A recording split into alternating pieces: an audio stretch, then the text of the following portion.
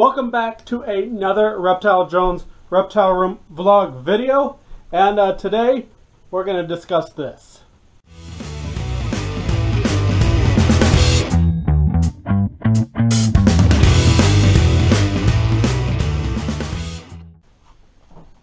Okay, so what I want, or I'm thinking about doing, and I'm kind of interested in hearing your guys' input.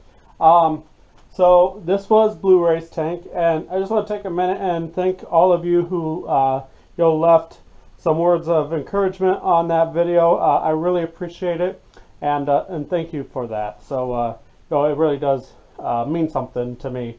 There's so many of you come out and supported me in a hard time, and thank you. So as we can see, we've got Blu-ray's former tank all cleaned up, and I have an idea of something I want to do. It's one of two things I would like to do with this. Now if you're a long-time subscriber, there was a video, and I can't remember what it is off the top of my head, or otherwise I would link it, but I spoke about when I was a younger child. I watched a show. I don't remember the name, something Acorn.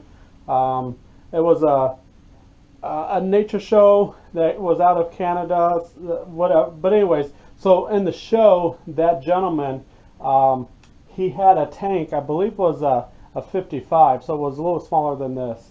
But he had it set up full of plants and everything, and he had day geckos in there. He had 2 giant day geckos in there. And of course, I have one day gecko. So it has always been a dream of mine to kind of replicate that tank that he had set up. So that's what I'm thinking about doing here. But here's the question.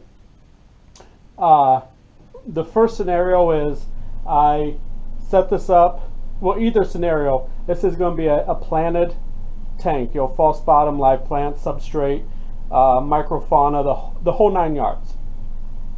But what's difference between the two is what animal I put in there. Now both options are geckos, and I'm thinking one of two. Either move my giant day gecko in here, which I think is a female. I'd have to verify that. But ultimately what I would like to try to set up in here is a 1-2 trio to live in here. Totally live plants, whatever. I want them to just kind of live. I want them to lay eggs, have babies, and as time goes on, we'll catch babies out and rehome them as needed.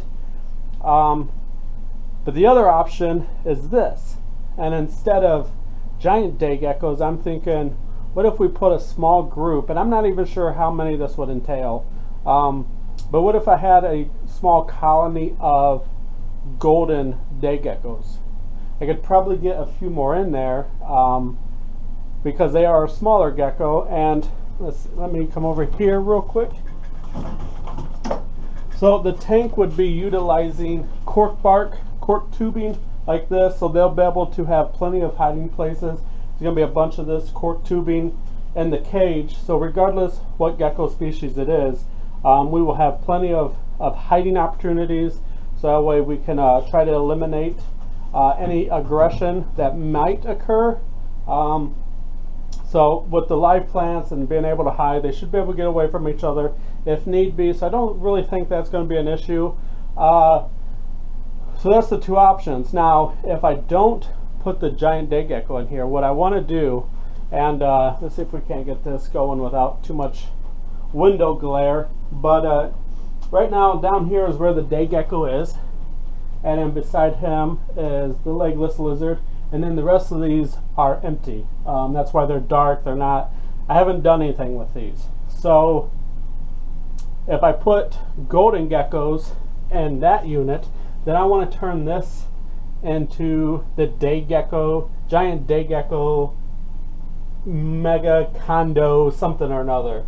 So I would put pairs and these 2 bottom ones, use these 3 as kind of like either a grow up tanks, or if I need to quickly separate due to aggression, whether it be these day geckos or possible the day geckos over there, I'll have backup cages to hurry up and separate anybody who isn't getting along. So I'm kind of leaning toward that way.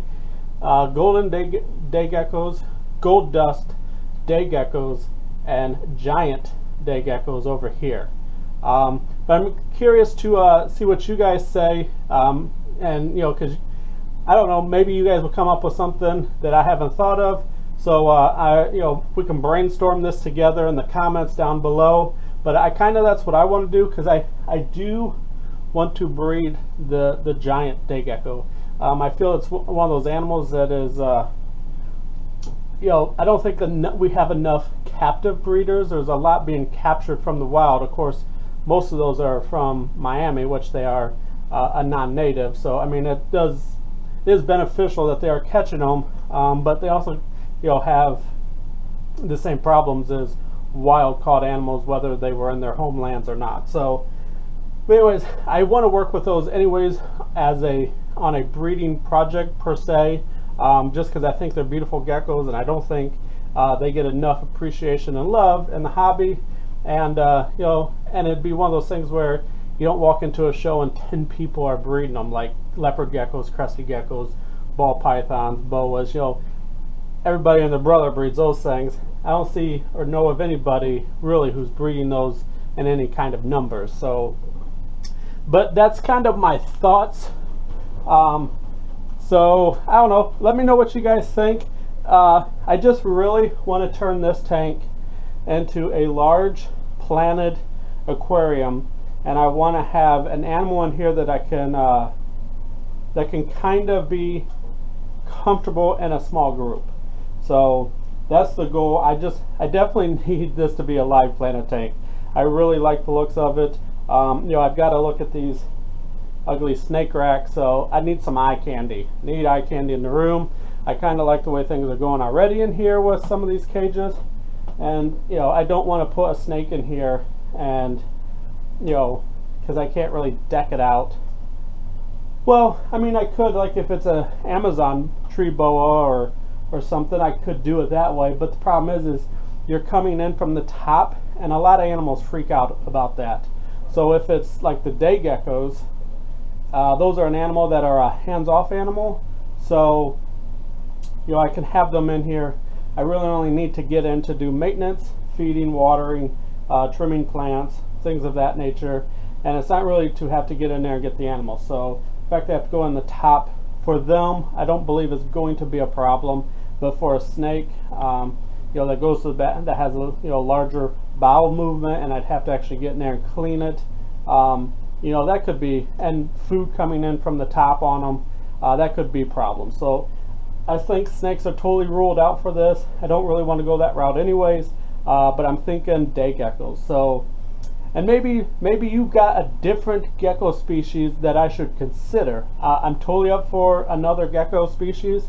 I just picked those. Well, I have day geckos, so, or the giant day gecko, so that's kind of why I was going with that. But you know, maybe you know of something I don't. I considered the peacock day gecko, but I really kind of want to keep a small to medium sized gecko. Something about, you know, 3 to 4 inches long would be an ideal candidate. So yeah, let me know what you think. Comment down below whether you like either of my ideas, or if you got a different idea, or if you just want to add some info to help me decide, would be greatly appreciated. So thanks for watching. Thanks for staying tuned till the end. And until next time, later. Shut up and sit down.